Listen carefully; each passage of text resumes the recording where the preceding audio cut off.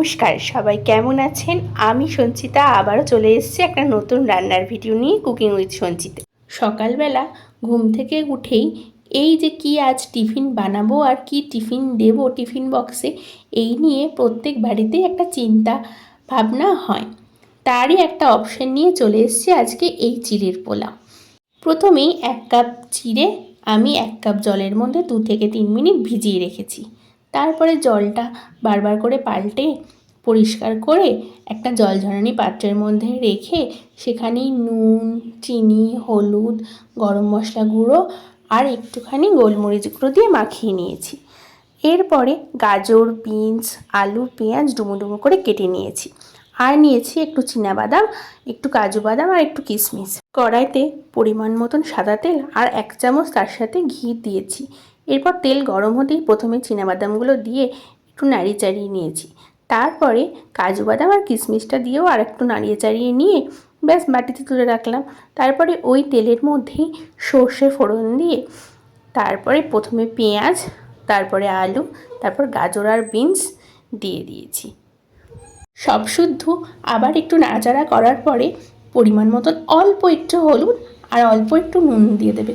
মনে রাখবে আর ওই চিড়েতে কিন্তু নুন আর হলুদ কিন্তু অলরেডি দেওয়া আছে, তাই এখানে কিন্তু পরিমাণ মতো কমই দিতে হবে, না হলে কিন্তু নুন পোড়া হতে বাদ যাবে না। নুন আর হলুদ তো আমি দিয়ে দিয়েছি। তারপরে একটু নাড়াচাড়া করে যখন দেখবো একটু ভাজা ভাজা হয়ে আসছে তখন দিয়ে দেবো ওই যে ভেজে রাখা বাদামগুলো আর কিশমিশগুলো, এগুলো দিয়ে দেবো। আর তার সাথে দেবো 2টো মতন কারি পাতা। তোমরা যদি ওভার টেস্ট চাও কারি পাতা তাহলে 3 থেকে 4টেও দিতে পারো। আমি মিডিয়াম টেস্ট চেয়েছিলাম তাই জন্য আমি 2টো দিয়েছি।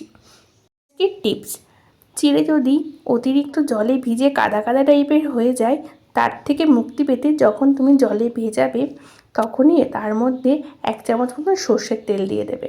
এতে কিন্তু ওই যে জলে ভিজে কাদা কাদা যে হয়ে যায় সেটা হওয়ার চান্সেস অনেকটাই কম থাকে। রান্না প্রায় শেষের লগ্নেই চলে এসছে। এবার দিয়ে দেওয়ার পালা ওই চিড়েগুলো, ওই মেখে রাখা যে চিড়েগুলো আস্তে আস্তে আমি কড়াইতে ছেড়ে দেবো। তারপর নাড়াচাড়া করব ততক্ষণ পর্যন্ত যতক্ষণ না ওই চিনিগুলো গলে যায়। এই সময় গ্যাসের আঁচটা একটু কমিয়ে করে রাখবে, তাহলে কিন্তু কড়াইতে লাগবে না।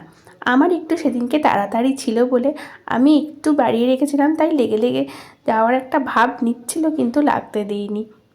চিনির গলা অবধি অপেক্ষা করার পরে তোমাদের যদি মনে হয় ওপর থেকে একটু ঘি ছড়িয়ে দেবে, তোমরা কিন্তু দিতেই পারো।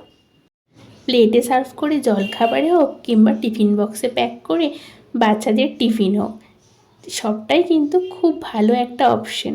আমি সেদিনকে আমার মেয়েদের টিফিনে দিয়েছিলাম এই চিড়ের পোলাও। তোমরা বাড়িতে ট্রাই করো আর জানিও তোমাদেরটা কেমন হলো। Thank you.